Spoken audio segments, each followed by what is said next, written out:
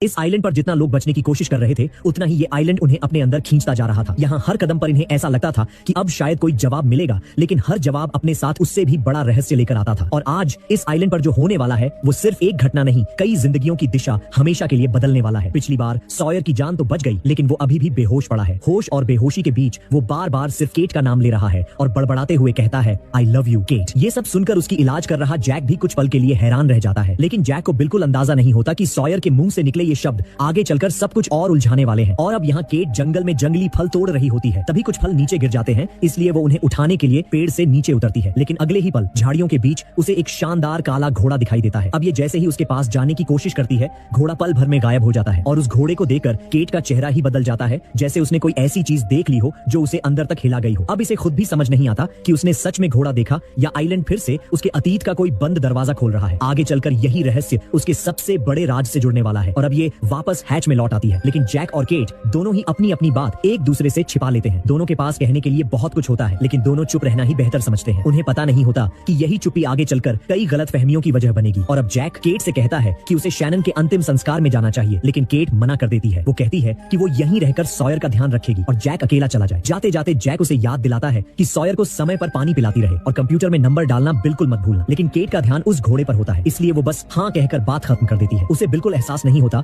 कि यही कंप्यूटर और उसमें डाले जाने वाले नंबर बहुत जल्द पूरी कहानी का सबसे खतरनाक रहस्य बनने वाले हैं। अब यहाँ मिस्टर एको आना लूसिया को भी शैनन के अंतिम संस्कार में चलने के लिए कहते हैं, लेकिन वो साथ नहीं जाती। उसके चेहरे पर ऐसा बोझ साफ दिखाई देता है जिसे वो किसी के साथ बांटना नहीं चाहती। आगे यही बोझ उसके हर फैसले को बदलने वाला है और अब बीच पर सभी सर्वाइवर्स इकट्ठा हो जाते हैं और सईद शैनन के अंतिम संस्कार की शुरुआत करने की कोशिश करता है, लेकिन दुख इतना गहरा होता है कि वो अपनी बात भी ठीक से नहीं कह पाता। बस इतना ही कह पाता है कि कम से कम मैं उससे प्यार करता था और अब ये खुद को संभाल नहीं पाता और यहाँ से चला जाता है। और अब जैक आगे आता है, एक मुट्ठी रेत उठाकर शैनन के शरीर पर डालता है और उसे अंतिम विदाई देता है। अभी यहाँ मौजूद किसी भी इंसान को अंदाजा नहीं होता कि शैनन की मौत इस आइलैंड की आखिरी घटना नहीं, बल्कि आने वाले दिनों में और भी बड़े हादसों की सिर्फ शुरुआत है। और अब एक एक करके बाकी सभी सर्वाइवर्स भी आगे आते हैं और रेत डालकर यही दुआ करते हैं कि शैनन को अब सुकून मिले। इधर हैच में केट सॉयर के पास बैठकर उसे उस काले घोड़े के बारे में बताती है। उसे लगता है कि शायद वो कई दिनों से ठीक से सोई नहीं है, इसलिए उसे ये सब सिर्फ वहम हुआ होगा। तभी सॉयर अचानक कुछ बड़बड़ाने लगता है। केट तुरंत उसके पास झुकती है, लेकिन अगले ही पल सॉयर उसका गला कसकर पकड़ लेता है और चिल्लाता है, तुमने मुझे मार दिया, तुमने मुझे क्यों मारा? और सीन यही कट क्या हुआ नहीं पता। कुछ देर बाद जैक और लॉक हैच में वापस लौटते हैं। अंदर आते ही दोनों देखते हैं कंप्यूटर का अलार्म तेजी से बज रहा है। काउंटडाउन में सिर्फ 22 सेकंड बचे हैं और अब लॉक बिना एक पल गंवाए कंप्यूटर की तरफ दौड़ता है। उसके हाथ कांप रहे होते हैं, लेकिन फिर भी वो जल्दी जल्दी नंबर डालता है और आखिरी सेकंड में एग्जीक्यूट दबाकर एक बार फिर सबको बड़े खतरे से बचा लेता है। और अब जैक कमरे में जाता है और ये देखता है यहाँ सिर्फ सॉयर फर्श पर पड़ा है। वो उसे उठाकर वापस बेड पर लिटा देता है, लेकिन केट कहीं दिखाई नहीं देती। किसी को नहीं पता कि कुछ मिनट पहले यहाँ आखिर हुआ क्या था। दरअसल केट वहाँ से भाग चुकी होती है। बाहर उसे चार्ली मिल जाता है। चार्ली नए सर्वाइवर्स के बारे में लगातार बोलता रहता है, लेकिन केट का ध्यान उसकी एक भी बात पर नहीं होता। वो सिर्फ उससे एक सवाल पूछती है, क्या तुम्हें लगता है कि इस जंगल में घोड़े हो सकते हैं? चार्ली कहता है कि उसने इस आइलैंड पर पोलर बेयर भी देखा है, किसी अजीब मॉन्स्टर की आवाज भी सुनी है, लेकिन जंगल में घोड़ा, इस बात पर उसे अभी भी यकीन नहीं होता। और अब यहाँ जैक पूरे आइलैंड पर केट को ढूंढ रहा होता है। चार्ली उसे बताता है कि केट किस तरफ गई है और जैक तुरंत उसकी तलाश में निकल पड़ता है। आखिरकार उसे केट अकेली बैठी मिलती है। उसके चेहरे से साफ लग रहा होता है कि वो रो पड़ने वाली है, लेकिन जैसे ही जैक उसके सामने आता है वो तुरंत खुद को संभालने की कोशिश करती है। जैक सिर्फ इतना पूछता है कि क्या वो ठीक है, लेकिन यही सवाल सुनते ही केट पूरी तरह टूट जाती है और कहती है, मुझे माफ कर दो, मैं तुम्हारी तरह परफेक्ट नहीं हूँ, मुझे माफ कर दो, मैं तुम्हारी तरह इतनी अच्छी नहीं हूँ। जैक के सामने केट पूरी तरह बिखर चुकी होती है। जैक को समझ ही नहीं आता कि आखिर केट के साथ हो क्या रहा है, लेकिन फिर भी वो उसे कसकर अपनी बाहों में भर लेता है और यही कहता है कि सब ठीक हो जाएगा। धीरे धीरे केट खुद को संभाल लेती है। वो बस इतना कहती है कि ये आइलैंड इतना अजीब है कि उसे लगने लगा है जैसे वो अपना मानसिक संतुलन खो देगी। जैक प्यार से उसे शांत करने की कोशिश करता है, तभी केट खुद को रोक नहीं पाती और अचानक जैक को किस कर लेती है, लेकिन किस करते ही जैसे उसे अपनी ही हरकत का एहसास होता है। वो घबरा जाती है, तुरंत जैक से दूर होती है और वहाँ से भाग निकलती है। इसके बाद केट सीधे शैनन की कब्र के पास पहुंचती है। वो घबराहट में अपने नाखून चबाने लगती है। तभी सईद वहाँ आता है। केट अब भी उस काले घोड़े और सॉयर की बातों को लेकर बुरी तरह डरी हुई होती है। उसे सच में लगने लगता है कि कहीं वो पागल तो नहीं हो रही, इसीलिए वो सईद से पूछती है, क्या तुम्हें भूतों पर यकीन है? सईद इस सवाल का सीधा जवाब नहीं देता। वो सिर्फ इतना कहता है, मैंने वॉल्ट को देखा था और उसके बाद ही शैनन की मौत हो गई। ये बात सुनकर केट की बेचैनी और बढ़ जाती है। इसके बाद वो हिम्मत जुटाकर वापस हैच में लौटती है। वहाँ सन सॉयर की देखभाल कर रही होती है। केट उसके पास पहुंचती है और उसकी जगह खुद सॉयर के पास बैठ जाती है। सॉयर इस वक्त बिल्कुल शांत लेटा होता है। केट धीरे धीरे उसके करीब जाती है, लेकिन तभी उसके मुंह से अचानक एक दूसरा नाम निकल जाता है, वेन। यहीं से केट की पुरानी यादें सामने आने लगती हैं। वेन उसका सौतेला पिता था और वो बिल्कुल भी अच्छा इंसान नहीं था। वो रोज शराब पीकर घर आता, केट की माँ को बेरहमी से मारता और जब केट बड़ी होने लगी तो उसके साथ भी गंदी हरकतें करने की कोशिश करता था। एक रात केट नशे में धुत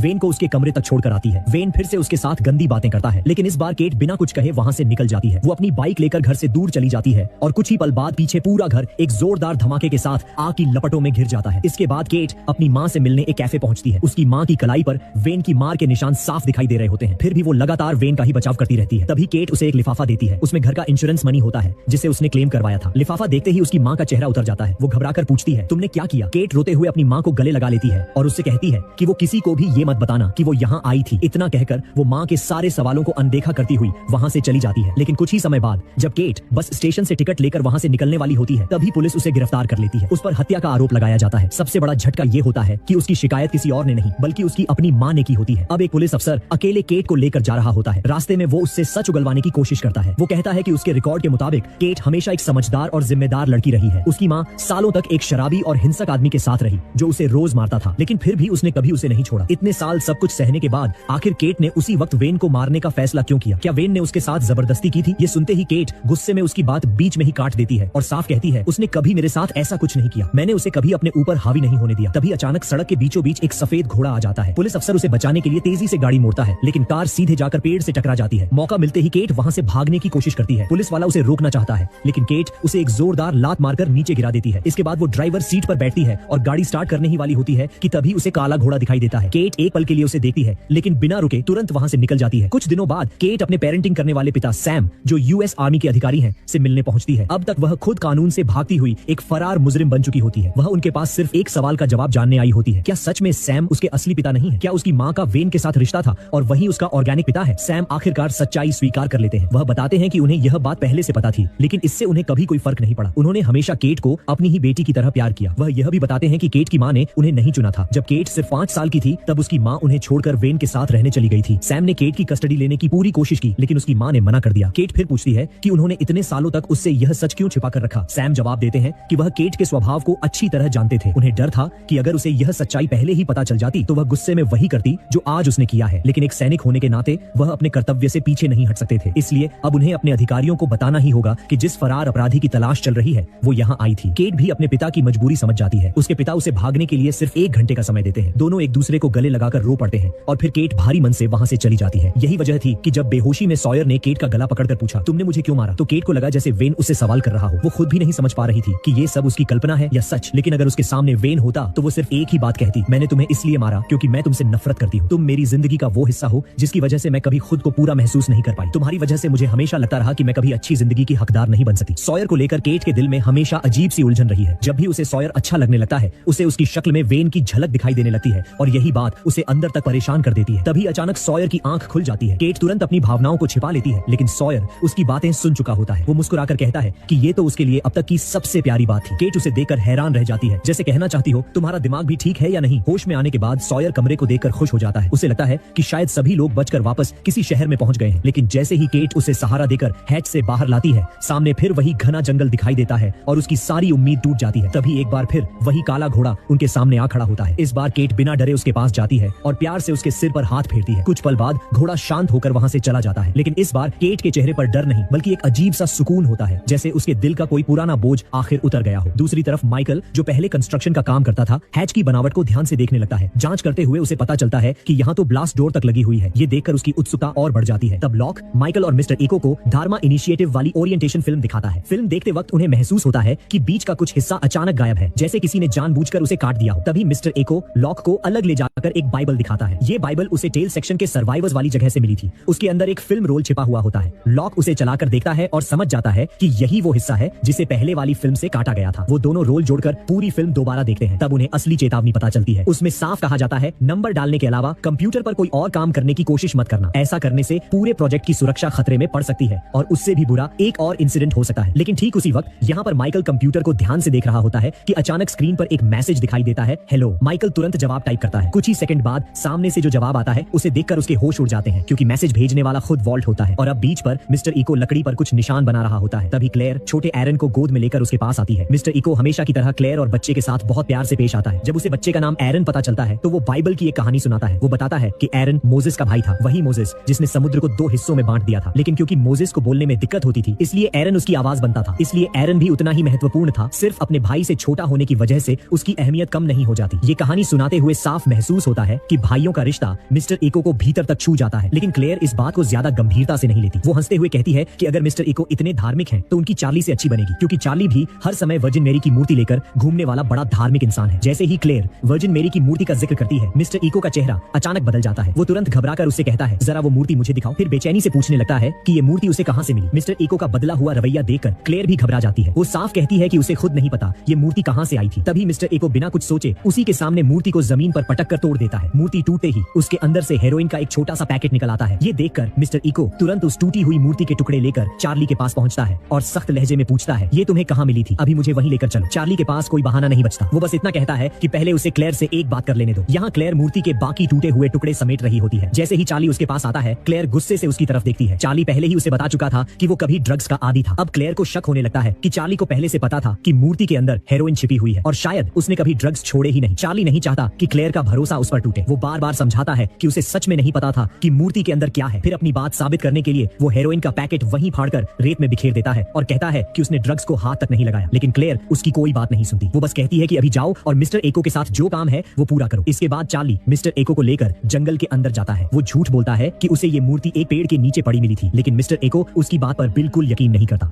वो सख्त आवाज में कहता है कि उसे सीधे उस छोटे पीले जहाज तक लेकर चलो, क्योंकि वो जानता है कि ये मूर्तियां वहीं से आई हैं। अब चार्ली के पास सच छिपाने का कोई रास्ता नहीं बचता और उसे मिस्टर एको को रास्ता दिखाना पड़ता है। रास्ते में सिर्फ चार्ली की बातों से ही मिस्टर एको समझ जाता है कि उसने क्लेयर से झूठ बोला था। उसे पहले से पता था कि मूर्तियों के अंदर ड्रग्स छिपी हुई है। ये सुनते ही चार्ली गुस्से में उसकी बात काटने लगता है, लेकिन तभी मिस्टर एको का ध्यान दूर उठते हुए काले धुएं की तरफ चला जाता है। दोनों आगे बढ़ते रहते हैं। तभी मिस्टर एको की नजर पेड़ों में फंसे एक पैराशूट पर पड़ती है। वो बिना देर किए उसकी तरफ दौड़ता है। नीचे पहुंचकर उन्हें एक सड़ी हुई लाश मिलती है जिसने गीले कपड़े पहन रखे होते हैं। मिस्टर एको जल्दी से उसकी शर्ट खोलकर सीने की तरफ देखता है। वहां कुछ नहीं मिलता तो वो राहत की सांस लेता है, लेकिन अगले ही पल उसकी नजर उस लाश के सोने के दांत पर पड़ती है और वो तुरंत समझ जाता है कि ये कौन है। चार्ली उससे पूछता है कि क्या वो इस आदमी को जानता था। मिस्टर एको शांत आवाज में जवाब देता है, इस सोने के दांत वाले आदमी ने कभी मेरी जान बचाई थी। ये कहते हुए उसके चेहरे पर गहरा दुख साफ दिखाई देता है। फिर वो उसके लिए प्रार्थना करता है, अपनी छाती पर क्रॉस बनाता है और उसकी आत्मा की शांति की दुआ मांगता है। चार्ली हैरानी से पूछता है, क्या तुम पहले प्रीस्ट थे? लेकिन मिस्टर एको कोई जवाब नहीं देता। चार्ली की नजर उसकी लकड़ी की लाठी पर पड़ती है जिस पर क्रॉस और कुछ अजीब से निशान बने हुए होते हैं। उन्हें देखकर वो और भी हैरान रह जाता है, लेकिन मिस्टर एको अब भी चुप रहता है। चार्ली को बिल्कुल अंदाजा नहीं होता कि यही लाठी मिस्टर एको के अतीत की सबसे बड़ी गवाही है। दोनों जंगल के और अंदर बढ़ते हैं। काफी समय बीत जाने के बाद चार्ली रास्ता भूलने लगता है। वो बताता है कि पिछली बार जब वो यहाँ आया था तब वो सिर्फ भागते हुए रूसो के पीछे पीछे आया था और तभी उसे रास्ते में वो पीला जहाज मिला था। मिस्टर एको उसे तुरंत पेड़ पर चढ़ने का आदेश देता है ताकि ऊपर से रास्ता दिखाई दे सके। मिस्टर एको के लंबे चौड़े शरीर के सामने चार्ली खुद को बिल्कुल छोटा महसूस करता है और मजबूरी में पेड़ पर चढ़ जाता है। लेकिन जैसे ही वो ऊपर पहुंचता है, अचानक कुछ दूर जोरदार धमाका होता है। चार्ली घबराकर नीचे चिल्लाता है, एको भागो। तभी लंबा सा काला धुआं सीधा मिस्टर एको की तरफ बढ़ने लगता है, लेकिन वो भागने के बजाय वहीं खड़ा होकर उसका सामना करता है। कुछ पल तक दोनों आमने सामने रहते हैं और फिर वो रहस्यमयी काला धुआं खुद ही वहां से चला जाता है। मिस्टर एको को एक खरोंच तक नहीं आती। उस पल चार्ली समझ ही नहीं पाता कि काला धुआं आखिर उसे छोड़कर क्यों चला गया। यही सवाल आगे चलकर आइलैंड के सबसे बड़े रहस्यों में से एक बनने वाला है। चार्ली नीचे उतरता है और अब दोनों अपनी आंखों से उस अजीब काले धुएं को देख चुके होते हैं। चार्ली साफ डरा हुआ होता है, लेकिन मिस्टर एको जैसे कुछ हुआ ही ना हो। ये कहता है कि जब तक जहाज नहीं मिल जाता वो वापस नहीं जाएगा। आखिरकार दोनों उस पीले जहाज तक पहुंच जाते हैं। मिस्टर एको बिना वक्त गंवाए उसके अंदर चढ़ जाता है।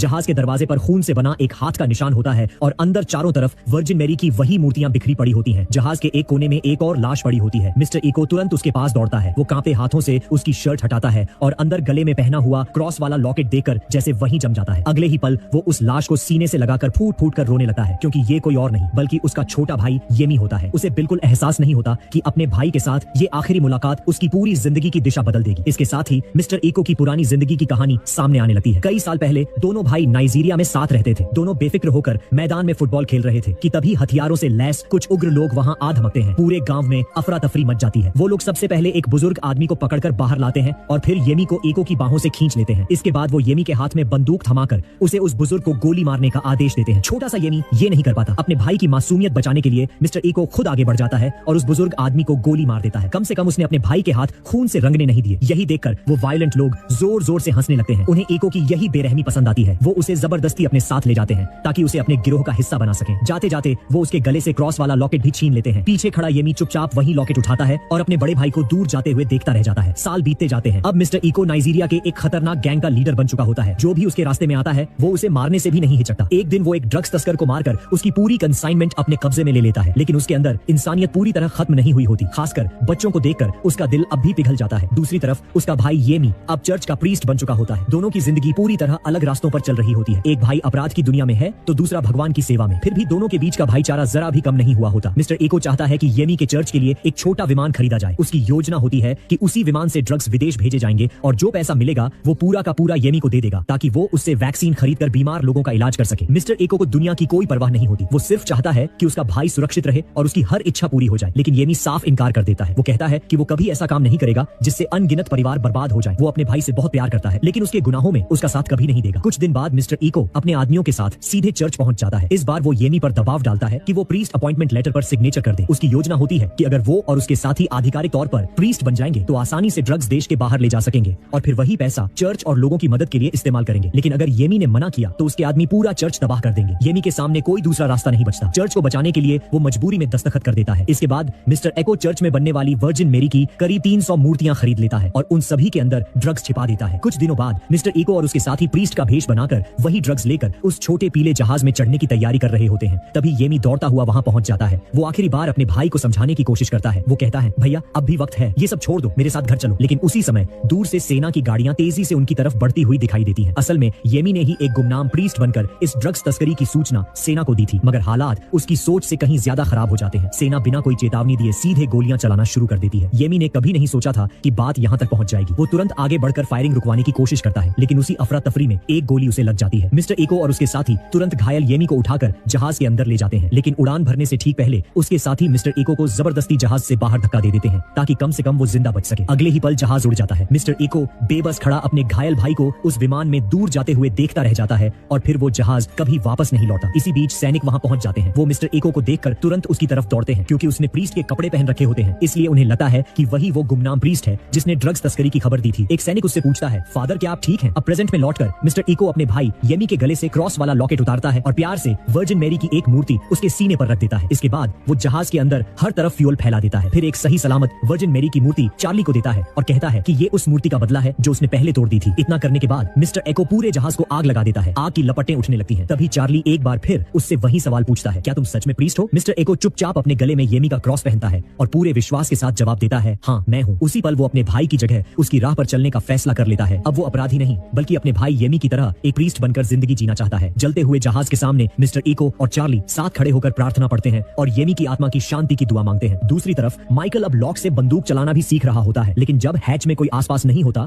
तो माइकल चुपके से कंप्यूटर के जरिए फिर से दूसरी तरफ मौजूद शख्स से संपर्क करता है जिसे वह अपना बेटा वॉल्ट मान रहा होता है। उसे बिल्कुल अंदाजा नहीं होता कि यह बातचीत आगे चलकर उससे ऐसे फैसले करवाएगी जिनकी कीमत पूरे ग्रुप को चुकानी पड़ेगी। तभी चेक वहां पहुंचता है लेकिन वह मैसेज देख पाता उससे पहले ही माइकल उसे डिलीट कर देता है। इसके बाद माहौल थोड़ा स्ट्रेसफुल हो जाता है लेकिन जैक आगे बढ़कर उसे संभालता है और दिलासा देता है कि वे सभी मिलकर वॉल्ट को जरूर वापस लाएंगे। यहाँ टेल सेक्शन से आए नए सर्वाइवर्स भी अब धीरे धीरे बीच पर रहने वाले लोगों के साथ घुलने मिलने लगते हैं। दूसरी तरफ चार्ली जब वापस बीच पर लौटा है तो उसके पैरों तले जमीन खिसक जाती है। क्लेयर उसका सारा सामान बाहर निकाल कर रख चुकी होती है। वो साफ कह देती है कि अब उसे चार्ली पर भरोसा नहीं रहा। वो अपने बेटे एरन के आसपास किसी ऐसे इंसान को